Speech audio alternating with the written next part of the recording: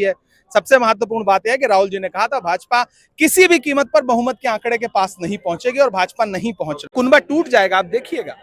तकरीबन 12 बज चुके हैं और जो रुझान है 2024 लोकसभा इलेक्शन के वो लगातार आने शुरू हो रहे हैं, लगातार आ रहे हैं। 3-4 घंटे हो गए, कोई भी पार्टी जो है वो उसको फुल मैंडेट मिलता हुआ नहीं नजर आ रहा है।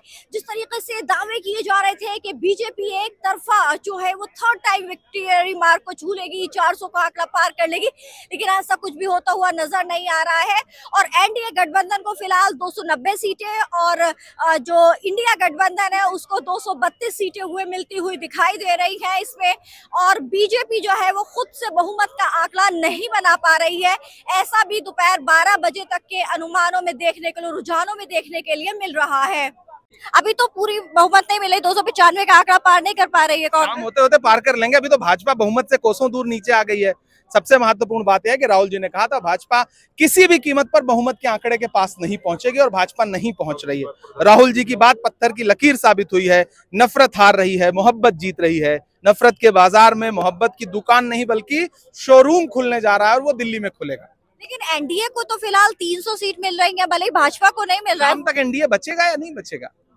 एनडीए का कुनबा टूट जाएगा, आप देखिएगा। आप लग रही है कि इस बार इंडिया देखिएगा, इंडिया गठबंधन की सरकार बनेगी। अच्छा, प्राइम मिनिस्टर का क्या लग रहा है, कौन बनेगा कैंडिडेट? कम से कम नरेंद्र मोदी जी तो प्रधानमंत्री नहीं बनेंगे। राहुल जी ने कह दिया तो अपना इंडिया स्मृति ईरानी जी हार रही हैं। हम चाहते हैं राहुल गांधी देश के प्रधानमंत्री बने।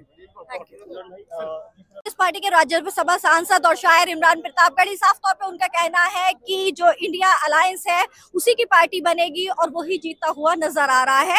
एनडीए जो है वो शाम तक धाराशायी हो जाएगा और बीजेपी या नरेंद्र मोदी जो है वो प्राइम मिनिस्टर नहीं बनने तरीके से चुनावी प्रचार में लगातार। और जब आखिरी फेज का इलेक्शन हुआ उसके बाद दावे किए जा रहे थे कि एनडीए जो है वो 400 पार कर रहा है, लगातार इसी तरीके के एग्जिट पोल आ रहे थे हम लगातार, लेकिन आपको बता रहे थे कि एनडीए को 300 से ज्यादा सीटें नहीं मिल पाएंगी और किसी भी पार्टी को बहुमत नहीं मिल पा रहा।